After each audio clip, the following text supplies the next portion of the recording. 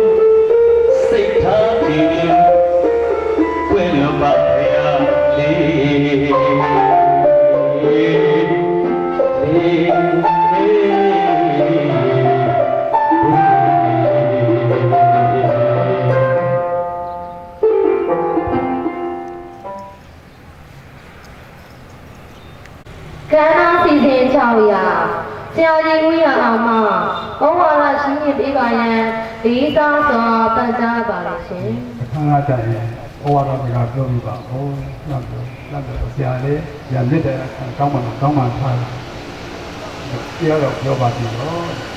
ဘာလို့ဆိုတော့ဆရာတို့ကိုမဲအမတ်တစ်တို့မိတ်ကအမတ်တစ်တို့ဒါဆရာပဇော်ဘောကြီးရောက်နေသူတို့ကတော့အတဲ့နဲ့ပေါ့ဒီနေ့ဘယ်ဆရာမပေါ့နောက်နေကြတဲ့အခါဒီတဲ့အသက်အရွယ်ပြောင်းသွားပြီးငယ်တဲ့ဆရာမအဆင့်လိုက်အဲ့လိုလေးတွေပြောပါတယ်အဲ့ဒါဆရာလည်းအေးအေးဆေးဆေးနဲ့ဗာမှလည်းခေါင်းထဲတွေပြောဖို့ရအစီအစဉ်မပါခဲ့ဘူးပေါ့အဲ့တော့ဒီကြတော့လည်းထပ်ပြီးတော့တိုက်တွန်းလို့ဦးစင်းတို့ကအစထပ်ပြီးတော့တိုက်တွန်းနေအဲ့တော့ကိုဟာပြောရပါလိမ့်ပေါ့ခုနကဒီဆရာကြီးဆရာမတွေသုံးကြီးအတဲ့နဲ့ပြောသိချင်တာပေါ့ဒါကလို့မပြောချင်တာလားဆိုတော့ဆရာတို့ပြောပြရတဲ့အများကြီးပါစိတ်ထဲပြောချင်တာတွေလည်းအများကြီးပါအဲ့တော့လည်းဆုံးပြဖြစ်ဝင်လဲဝန်တာပထမဆုံးအနေနဲ့ကတော့အားလုံးဒီနေ့ကတော့မင်္ဂလာရှိတဲ့နေ့ပါ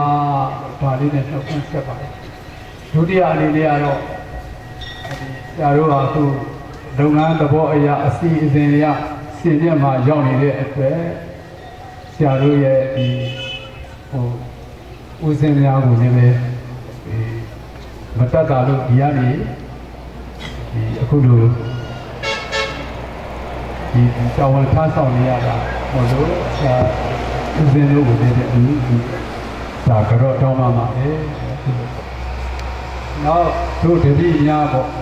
ပထမဆုံးဝန်တာကြောင့်ဂုံယူကြောင့်ကျေးဇူးတင်ကြောင့်လေးပေါ့ဘာလို့ဝန်တာလဲဘာလို့ဂုံယူလဲဟာလားဘာလို့ကျေးဇူးတင်ရလဲဆိုတော့ဒီနေ့ဆရာတို့လုပ်ဖို့ကံတဲ့ချင်းဝန်တော်မှာအတူတူနေတဲ့ဆရာမချင်းတောင်းမှတွေ့ကြတာမဟုတ်ကိုအလို့အကံနဲ့လေအဲ့တော့ဒီနေ့ကတော့ရဝေးကြပြီးလုပ်ဖို့ကံပဲဒီအားလုံးနဲ့တွေ့ဆုံရတယ်နောက်တစ်ခါတတိများနဲ့ဆရာတို့နဲ့ဒီနေ့စုံစုံညီညီတွေ့ဆုံရတယ်နောက်တတိများအချင်းချင်းလည်းပဲကိုယ့်ရဲ့ဟာလာဒီအတူတူတက်လာတဲ့ကိုတချောင်းလေးအတွက်တွေရဝေးကြပြီးရောက်နေကြတော့သူတို့လည်းပြန်ပြီးတော့ဆုံကြရတော့ဆရာတို့ဒီနေ့အလုံးကိုဝလဲဝမ်းသာတယ်ပေါ့ဘယ်လိုကိစ္စနဲ့အောင်ဖန်ပြီးပေးလိုက်တဲ့ဒါအကြောင်းပြုပေးလိုက်တဲ့တတိများဝင်နေဆရာတို့ဟာဒီကျေးဇူးတွေပြန်တက်မှာတခါဆရာတို့ဒီနေ့ဒီမှာလာဆုံစည်းလိုက်တော့ကြည့်လိုက်ရင်ပေါ့လေဒုတိသိန်းနာတို့ဟောလာအသီးတရားအများတစ်ခုအသီးတရားလဲတောင်လဲနေနော်ဒီအများတစ်ခုနဲ့ဒီเจ้าတော်ကြီးကနေပေါက်ဖွားပြလိုက်တယ်ဆရာတို့တတိဒီတွေခုပြန်ပြရတဲ့အချိန်ပါဆရာတို့မလုံနိုင်ခဲ့တဲ့တာဝန်တွေဆရာတို့မရောက်ခဲ့တဲ့ပညာရေးအဆင့်အတန်းတွေ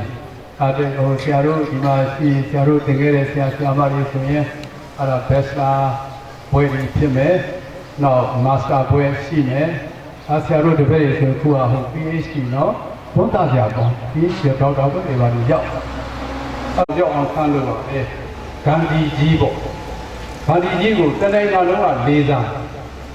သူပြောတဲ့စကားကြီးကြီးငယ်ငယ်အကုန်လုံးတန်ဖိုးထားပြီးတော့ဒါလိုက်လာကြအဲ့တော့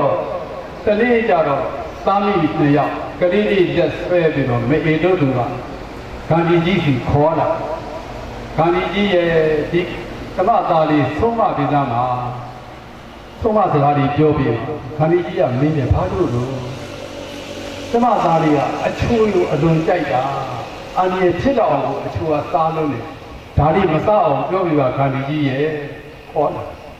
ခေါ်လာတော့ဂန္ဒီကြီးကဘာပြောတော့ဆိုတော့နောက်တလားရှိမှလာခဲ့ပါဆုံးမပြီးပါအဲ့ဒါနဲ့တာမိမြောက်ပြန်သွားတယ်မအားလို့ပဲနေမှာပဲတလားရှိတော့အမှတ်တရလာတယ်ကလေးလေးလည်းဆွဲပြီးတော့တာမိမြောက်ရောက်တစ်ခေါက်ပြန်လာတော့ဂန္ဒီကြီးရဲ့ဟိုအရင်တလားတော့ပြောထားတဲ့စကားလေးကလေးကအချိုးစားလို့သုံးမတဲ့စကားလေးပြောပြပါဆိုတော့မှဂန္ဒီကြီးကမင်းအချိုးမစားပါနဲ့ကွာအချိုးဟာကျမ်းမာရေးအတွက်ဘလို့ဒီထိခိုက်မှုတွေရှိတယ်ကျမ်းမာရေးဆိုးကျိုးတွေရှိတယ်လို့ပြောတယ်အဲ့တော့မအေးကဂန္ဒီကြီးကိုကြည့်ဂန္ဒီကြီးရဲ့ဒီစကားလေးပြောမှများတလာကြီးများဓမ္မစောင့်လိုက်ရတာဘာလို့လို့ဂန္ဒီကြီးကပြောတယ်ပထမတစ်ခေါက်လာတော့ကအရင်တလာတော့ကျုပ်ကကိုယ်တိုင်ကအချိုးသိမ့်လိုက်တာအချိုးကိုမစားမနေနိုင်ဘူးကျုပ်ကအသာများနေအဲ့တော့ကလေးမစားနဲ့တူပြောတော့ဘယ်ဖြစ်မလို့ခုတော့ကိုယ်ကျုပ်ကိုယ်တိုင်ကအချိုးမကောင်းမှလည်းခုတကယ်လက်ခံပြီးတကယ်ဖြတ်လိုက်တယ်ဖြတ်ပြီးမှကလေးကိုဆုံးမလားဆိုတော့အဲ့ကြမှာဆရာလည်းအဲ့ဒီစကားလေးတွေးပြီးတော့တင်ဟုတ်တယ်တင်ကောင်းတဲ့စကားပဲအဲ့တော့ဆရာတို့ကဆုံးမတော့ခုနကိုကပလင်းကြိုင်ပြီးတော့မတော့တဲ့ကွာလေပြောသလိုဖြစ်မှလေကြောက်နော်အဲ့တော့ဒီအခုဟာတော့ဘယ်လိုမှကိုဆရာလည်းမဆောင်လာတော့ပြောပါဆိုတော့ပြောရတာနော်ဆရာကြီးညမမဩဝါဒရှင်းပြပေးပါရန်လေးစားစွာပန်ကြားအပ်ပါရှင်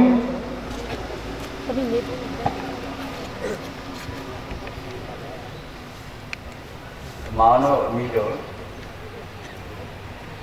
ဒီပွဲမျိုးမှာကပတ်ကြိုက်ကြရတယ်ဒီမှာမောင်တို့အမိတို့ကဖိတ်ကြားတာလို့ပြောတယ်။ဘာကြိုက်ရ ကြောင်းရဖြစ်ခဲ့တယ်ဒါတော့ဒီလိုမမွေးနေတဲ့အကြောင်းရဖြစ်ခဲ့တယ်60ခုနှစ်က65နှစ်ဒီရမြတ်လုပ်ခဲ့တာမေးတော့အဲ့ဒါကြတော့နောက်တာလဲကြောက်ကြားစနစ်နဲ့ကောင်းပြလုပ်ခဲ့တာအမြဲတမ်းဧကအာမီမဟုတ်ဘူးခါရီတာအာမီနော်ကြောက်ကြားစနစ်နဲ့ဘာသာရေးရဲ့ဆရာအားထုတ်တယ်ဥမောင်မောင်နဲ့ BA ရဲ့တက်ကြောက်တက္ကသိုလ်ပညာကိုအဲ့ဆရာကြီးမှာသင်ကြားခဲ့တော့ဆရာကြီးကတော့မြောက်ပြီးတယ်မင်းတို့ကနော်ဘယ်ပရော်ဖက်ရှင်ကမုံမြတ်တဲ့အတက်မွေးအောင်ဓမ္မအာသုကမင်းတို့စာသင်တဲ့အလုပ်ကအတိုင်းမျိုးပြုဆက်တာလေတဲ့ဆရာကြီးကတော့မြောက်ပြီးတကယ်လို့စာသင်ပါလေဒီနေ့မနေ့ဒီစာသင်လုံးနဲ့ကျွေတို့တိုင်ပါပါစာသင်ဒါပေမဲ့ဘုမတော့ကြမှာမသိပါဘူးတော့ကြားစနစ်နဲ့ပဲချိန်အားတဲ့အခါလေးနော်ဒီလာလို့သင်တန်းနေမှာလည်းစာသင်ခဲ့ပါလေဒီကြတဲ့သင်တန်းနေသာဝဆရာမသင်တန်းနေ BBC မှာလည်းသင်ခဲ့ပါလေချိန်ခါနော်နောက်ပြီးတော့ဒီတွဲဘက်မှာလည်းဆရာကြီးပြန်အောင်အားတဲ့အခါမှာကိုနိုင်နေမြဒရာမာလေးပါလေလာသင်ပေးတယ်နောက်ဒီလိုအချိန်လေးလည်း2နှစ်လောက်လုပ်ပေးပြီးတယ်ပေါ့လူရရတာဘောတော်နာကြာရီတို့ကအဲဒီတော့ကြောင်းရဘာသာနာရောက်မိတာလေဒါလည်းဘောပါရှိတယ်တော်တော်နာဒါလည်းအဲ့ဒါတမီးတို့ဒီကပညာကိုကျူးသားပါနောက်တဲ့အခါကျတော့ကိုရရောက်တဲ့အခါတိုင်းကိုရဆရာကြီးဘုမောင်တွေကအမေးရှိဘူးလေကိုတဲ့တော်တဲ့တပည့်ကိုဝေးလာပါဆရာကြီးကိုရအောင်လို့ဒီဝေးခဲ့တဲ့တပည့်တွေမာသာကနဲ့အောင်ပါပါပြီနော်ဖြစ်လာတာဆရာတော်ကတော့တောက်ပြီးတဲ့သဘောတော်ဖြစ်ခဲ့တာတကယ်အချိန်ကြီးဆရာတော်မဟုတ်ဒါပေမဲ့ကျောင်းပြပြီးခဲ့တဲ့2010ကဓမ္မအာဇီဝအလုပ်ကိုနည်းနည်းလေးအခုတည်းကလုပ်လာတယ်အဲ့တော့ဒါလို့တမျိုးရတယ်အခုမနေ့ကဘာသာတယ်ပြောခဲ့တယ်မြို့လုပ်တာအင်မတန်မှဖြစ်တယ်မြို့ကိုဗမောတရားဆိုတဲ့စာရေးဆရာကြီးကပြောတယ်သမိုင်းမှာကိုကြတဲ့တောင်းကိုထမ်းတဲ့လူရတကယ်လူရဲကောင်းတွေအဲ့ဒါတို့ပြီးတော့လူရဲကောင်းတွေတကယ်ဒီလောက်သူကဘာဆိုရသူကဘာပြောလဲအဲ့ဒါပထမဆုံးစလို့မယ်ဗျာကျွန်တော်ပြောတယ် it is art for do it ဒီလိုပွဲမျိုးလေးစူးစူးကြီးနဲ့တို့စကားပြောလို့လုံးဝကိုင်မဲ့တွေစကားပြောလို့ရတဲ့ပွဲမျိုးလေးဖန်တီးပေးမယ်ဆိုလို့ရှိရင်အတိုင်းနဲ့တော့ကျေးဇူးတင်တဲ့အကြောင်းဝမ်းသာတဲ့အကြောင်းဒီပွဲမျိုးတရားရတဲ့ဘုံရဲ့အကြောင်းပြောရင်းနဲ့ဒီဘုံအမကြီးတော်နိုင်မှာဘဝတော်စကားရှင်းပြပေးပါရန်လေးစားစွာပန်ကြားပါရှင်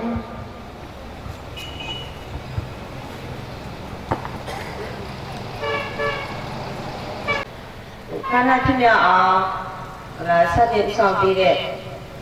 လူစည်းများနဲ့ကောင်းကောင်းဟောင်းကောင်းသူဟောင်းများအားလုံးကိုနော်မင်္ဂလာပါလို့စမိုင်းလေးလို့ပြဆက်တာပါလေဒီအောင်ပြန်ပြီးတော့ရောက်လာတဲ့အခါ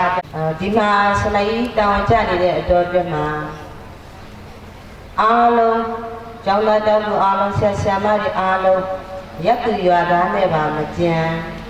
နမိသားစုတပွဲရင်းရင်းနေခဲ့ရတဲ့အတွက်ကြောင့်ဒီရှိတော်ဆိုတဲ့ကျောင်းမှာဆရာမရဲ့ဇာတိတို့ကိုဆရာမခံယူပြီးတော့နေပြီးတော့လုပ်ခဲ့တာပါเนาะအဲ့ဒီခါကျတော့ဆရာမဒီမှာရောက်လာတော့38နှစ်ဆိုတော့58နှစ်ဆိုတော့20ကျော်လောက်ဝိကွာသွားတော့လည်းပဲသူ့လိုပြန်ပြရတဲ့ကြောင့်ဆရာမအနှစ်20လောက်ကိုပြန်ပြီးတော့ငယ်သွားတယ်နော်ကလေးလေးတွေလည်းအခုမြင်ရတယ်ဒီမျက်နှာကိုမြင်ရတော့လေဟိုးငယ်ငယ်တော့ကစကတ်တူလေးတွေဘောင်းမီတူလေးတွေနဲ့ နော်အဲ့လိုလေးဒီပဲမျက်စိထဲမှာမြင်တယ်နော်ဆရာမကြီးကျွန်တော်မှတ်မိလားဆိုတော့မှန်တိုင်းဝန်ခံပါတယ်မှတ်မိလေနော်အဲ့တော့ကိုကရေသေးသေးလေးနဲ့ပဲလောက်ရတာပဲတိကလူလူပဲဆိုကျွန်တော်ဘသူလေးကျမဘသူလေးဆိုမှလို့ပြောမှဆရာမကြီးကမှတ်မိတဲ့အရွယ်ဖြစ်သွားပြီလေနော်တော့ကျတော့ဝိကွာသွားတာလေနှစ်20ဆိုတော့နည်းနည်းလေးလှမ်းသွားပြီပေါ့နော်အဲ့ဒီခါကျတော့ဒီလိုနှုတ်ဆက်တယ်ဆိုလို့ရှိရင်ဆရာမကြီးတတိယခဲ့လို့တော့၎င်းတတိမရခဲ့ရင်တော့၎င်းစင်ချိုးပါလေနော်မင်းတို့ကငယ်ဘူးဆိုတော့ကျွန်တော်ကူပါကျမကူပါလို့ဟလာဥပ္ပလေးတော့ဖော်ပြပြီးတော့နှုတ်ဆက်ပါဆရာမကြီးတို့ကဟလာဒုတိယမမပြီးတော့ပေါ်လည်းပဲခုနပါလို့နော်တောင်းပါပါလေနော်အဲ့တော့ဆရာမနေနဲ့ပြောပြနေတာကတော့လာစီရပိုင်းကပြောလိုက်တဲ့ဆရာကြီးတွေတော်တော်ဆုံးပါတယ်နော်ဆရာကြီးပြန်အောင်ပြောလို့ပေါ့နော်ဒီနေ့လာလေဒီဆရာကြီးတွေဩဝါဒလက်ဒီဆရာမကြီးတွေဩဝါဒပဲဆိုလို့ရှိရင်တမျိုးလေးပို့ထုတ်အောင်ပေါ့နော်ဆရာကြီးဆရာမကြီးတွေကလည်းဘာမင်းတို့တွေလည်းငယ်တုန်းကအတိုင်းမှာတင်ခဲ့ရတာတဲ့နော်အခုလက်ရှိမှလည်းဆရာမတောင်းထမ်းဆောင်ရတဲ့လူတွေရှိပါတယ်ဒါ15ချိန်မြောက်အခု20ရက်နေ့ဆိုဆရာမကြီးတို့ဆရာတော်ဘွဲရှိပါတယ်နော်ဒီမှာတော့ဆရာမကြီးပေါ့ဟိုမှာကြတဲ့ဆရာမကြီးကလေးပြန်လို့တို့ရဲ့ငယ်တုန်းကတင်ပြီးခဲ့တဲ့ဆရာကြီးတွေကိုတို့20ရက်နေ့မှာဒီလ20ရက်နေ့မှာ